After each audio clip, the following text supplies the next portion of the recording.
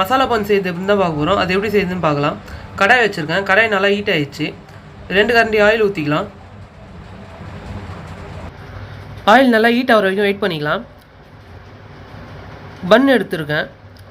நான் 4 பன்னு கட் பண்ணி வச்சுருக்கேன், சின்ன சின்ன சைஸாக. நீங்கள் இன்னும் சின்னதாக வேணாலும் கட் பண்ணிக்கலாம். நம்ம இப்போ இந்த கட் பண்ண பண்ண ஆயிலில் போட்டு டோஸ்ட் பண்ணி எடுத்துக்கலாம். நான் ஆயில் எடுத்துருக்கேன், நீங்கள் பட்டர் வேணால் கூட யூஸ் பண்ணிக்கலாம்.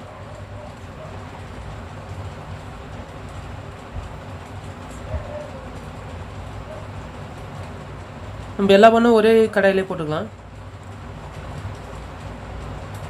நல்லா கோல்டன் ப்ரௌன் ஆகிற வரைக்கும் நல்லா டோஸ்ட் பண்ணிக்கலாம். நல்லா கோல்டன் ப்ரௌன் ஆயிடுச்சு. ஒரு 2லேருந்து 3 நிமிஷத்தில் நல்லா கோல்டன் ப்ரௌன் ஆகிடும்.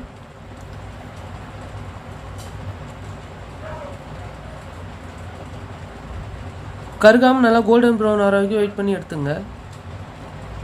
கருகிச்சுன்னா கசப்பாயிடும். நம்ம இது கோல்டன் ப்ரௌன் ஆயிடுச்சு. இது நம்ம ஒரு பிளேட்டுக்கு மாற்றிடலாம். நம்ம இப்போ கடாய் வச்சுருக்கேன். கடாய் வச்சு 2 கரண்டி ஆயில் ஊற்றிக்கிறேன். இது நம்ம அந்த பன்னுக்கு தேவையான மசாலா ரெடி பண்ணிக்கலாம். ஆயில் நல்லா ஹீட் ஆனோடனே கருவேப்பிலை போட்டுக்கிறேன். கருவேப்பிலை நல்லா பொரிஞ்சோடனே நான் வெங்காயம் நல்லா நீட்டாக கட் பண்ணி வச்சுருக்கேன். அந்த வெங்காயத்தையும் போட்டுக்கலாம்.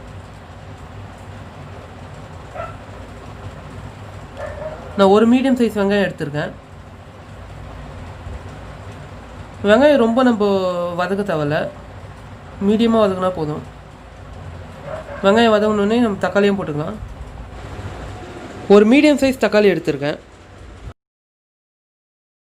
நம்ம நல்லா தொக்கு மாதிரி வரணும்னு வெயிட் பண்ண தேவையில்ல, ஒரு 50% வெந்தால் போதும்.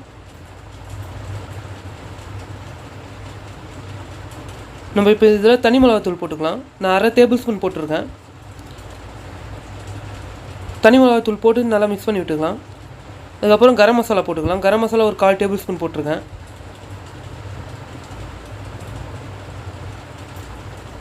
நல்லா மிக்ஸ் பண்ணி விட்டுக்கலாம்.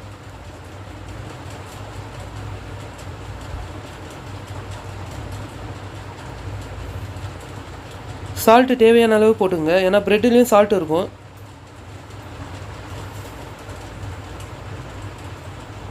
நான் ஒரு 1/4 டேபிள் ஸ்பூன் போல் போட்டிருக்கேன். நல்லா மிக்ஸ் பண்ணி விட்டுக்கலாம்.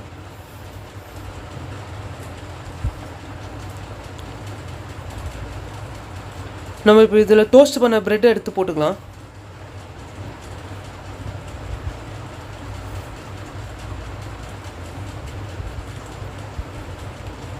போட்டுட்டு நல்லா மிக்ஸ் பண்ணி விட்டுங்க. அந்த மசாலாவும் ப்ரெட்டும் நல்லா மிக்ஸ் ஆகிற மாதிரி மிக்ஸ் பண்ணிக்கோங்க.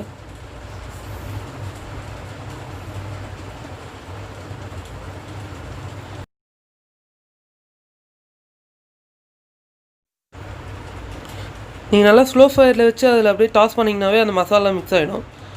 கொத்தமல்லி கட் பண்ணி வச்சுருக்கேன், அதையும் போட்டு ஆட் பண்ணிக்கலாம். அதுதான் ரெடி ஆகிடுச்சு. நம்ம ஒரு பிளேட்டில் மாற்றிக்கலாம்.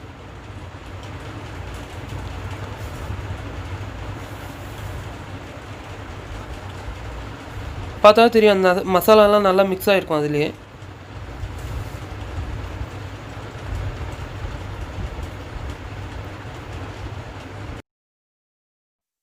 மசாலா பன் ரெடி ஆயிடுச்சு. இந்த வீடியோ பிடிச்சிருந்தா லைக் பண்ணுங்கள், ஷேர் பண்ணுங்கள். டேஸ்டி ரெசிபீஸ் தமிழ் சேனலை சப்ஸ்கிரைப் பண்ணுங்கள்.